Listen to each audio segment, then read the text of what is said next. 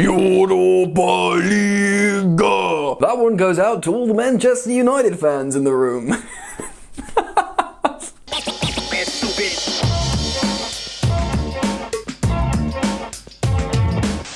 Yo, what's going on, people? Welcome back to Football Therapy with me, your host, Jan. I hope you are all doing well today, my friends. I really do hope that. Welcome to your match review of the biggest epic clash of the season. Chelsea 1, Krasnodar 1.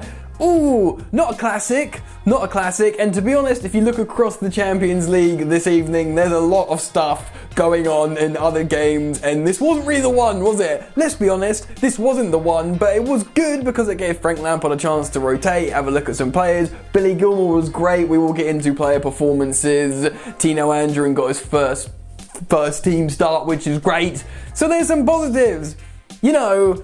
Yeah. Strap yourselves in, subscribe to Football Therapy if you're new, because there's daily Chelsea FC content here, and you might dig it, man, you might like it. Please do drop a like if you think it's funny Man United are in the Europa League. There you go, there's an incentive to drop a like on this video.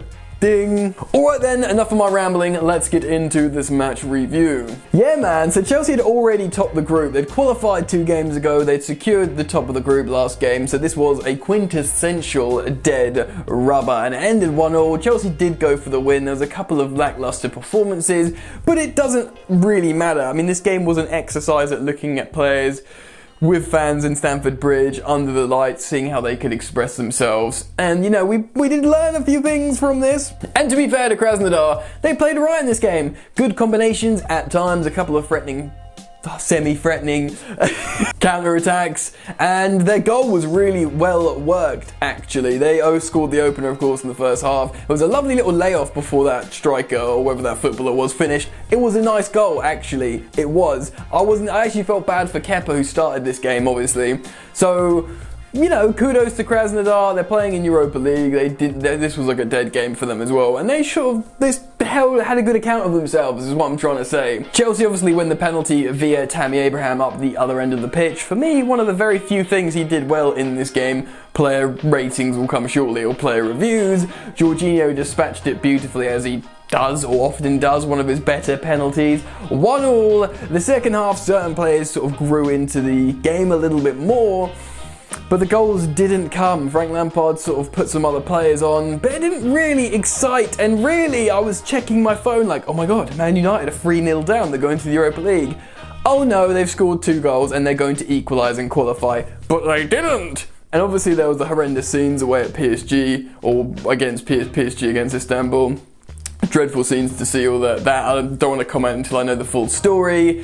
Barca, Juve, lots going on. But anyway, Chelsea review. I've got to talk about the Chelsea game, haven't I? Let's have a look at the who scored match graphic and see who played in this game. Super Frank Lampard went with his preferred 4-3-3 formation. We knew Kepa Arrizabalaga was going to start between the sticks, and he did, and it was very much our B team backline. Emerson, Aspi in the fullback positions, and Rudiger and Christensen playing centre half. Jorginho came in for the 6. Billy Gilmour played as a number 8. Kovacic got the start as well.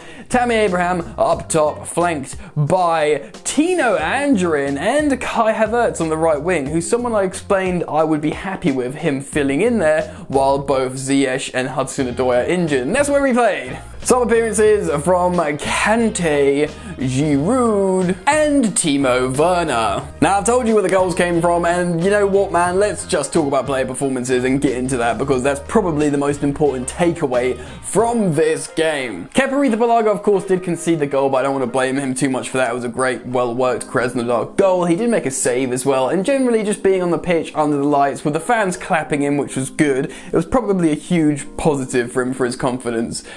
By the way, I do want to also quickly say, while I'm thinking about this, Tomori was left on the bench. Everyone thought he was going to start this game.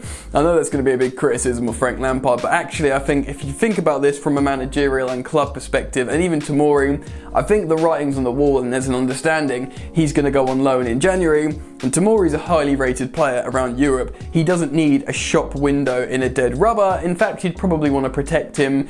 It's next month, the transfer window. He might already be talking to clubs for this loan.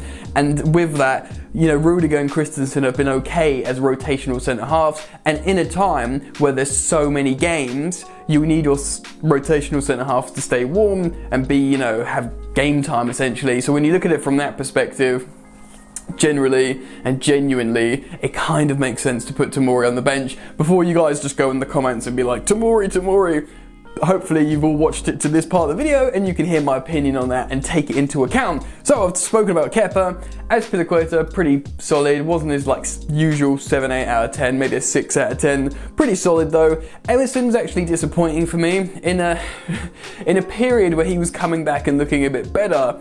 Like he could actually be a good backup option for Chilwell. He kind of stank the place up a little bit again. Correct me if I'm wrong down in the comments. Both centre halves were pretty good. I mean, Christensen, I mean, you know, the goal was decent. We controlled possession. I don't think there's any howlers from the centre halves. Please let me know in the comment section below if you think there were. Jorginho dispatched the penalty well, wasn't particularly inspiring on the pitch. Kovacic was okay. He kept taking shots and missing, like really bad misses, because he knows what the game was. So he thought, hey, why not? But you know, it wasn't his best game. Kovacic again has been someone who's been brilliant lately. He wasn't brilliant in this game for me, but you know, what does that mean? Billy Gilmour was great though. Throughout the whole 90s, some excellent tidy touches, looked very, very good, looked fit, looked up to speed, the game wasn't too fast for him, and that is hugely positive for a player like Billy Gilmour that we all know is incredibly talented. So to see him, you know, play well like that and, you know, play throughout the whole game and stuff, I was really positive about that. I feel like this guy's going to feature in the first team and, you know, have a huge impact. So that was pretty decent. Tino Anjorin grew into the game, into the second half. You can see he's got skill, you can see he's got a good sort of cerebral football mind in terms of where to play the ball quickly when. Very good. But he grew into the game and obviously he got subbed off eventually for Timo Werner, I think. Yeah, because there was a point at the end where we had all three of our strikers on, Tammy, Giroud and Werner, which was a peculiar thing.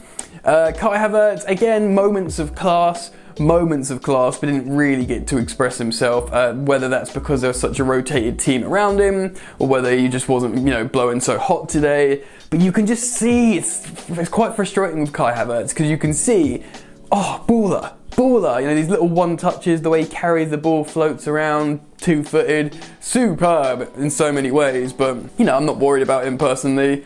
Tammy, thought he was poor. I thought this was an opportunity for him to sort of get a goal and announce himself. Obviously he won the penalty that sealed a point in the end, but he frustrated me, a few missed chances, and he wasn't getting about like he can do. Again, maybe playing devil's advocate, you could say he was playing with the rotated team and Tammy's used to playing with the first team. You got to think about stuff like that sometimes. Obviously, and Giroud and Werner came on. Out of those, it was Werner that was most impressive. He was really driving with the ball, carrying it, you know, and keeping it at his feet into the final third, and dribbling and trying to, you know, he cut that ball across the face of goal, and really Tammy should have been busting a gut to go and tap that in.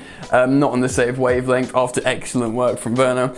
But still, you know, for me, this game was about Tino Anjorin's debut start, looking pretty good, not looking out of place for the teenager, and Billy Gilmour just looking back in action, playing the game, functioning incredibly well, and for me, that was the biggest positive. So yeah, that's pretty good. Where does that leave us? Let's move on to the next screen and talk about that. So we'd already topped the group. This game proved to us, like I just said, Tino Anjorin can mix with the big boys. Billy Gilmour, for me, is completely back, and really we can rely so on that rotational back four to have it's such a congested period of games coming up, and know that you've got players that can come in and play. That's good. Kepa coming in and not just making a fool of himself, not because he's a bad goalkeeper, but he was doing that under poor confidence. That's really huge, and the fans applauding Kepa, hugely positive for me. I really like to see that. And you know, just Frank getting a look at the boys that are running around, doesn't have to risk any of his players, but we put ourselves in that position by playing well in this group up to this point. So I'm feeling pretty good about that. Guys, what do you think? Get down in the comment section below and let me know your thoughts, feelings and opinions on this game and player performances. I'll be down reading the comments, so make sure you leave your comment. Please do drop a like, it helps the video out a lot. Consider subscribing if you're new, if you like the content. That's it from me, ladies and gentlemen. Enjoy the football, and I will see you later. You ain't so tough with that bad boy tuck. I'ma get it how I'm living, I'ma walk the walk.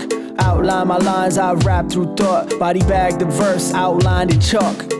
In my life seen trouble, hustle on the double, silence on the trigger like my pick got a muzzle. Yo, chick like to guzzle, bad boy stay in trouble. I only love this paper, sorry I don't. I laugh me, baby.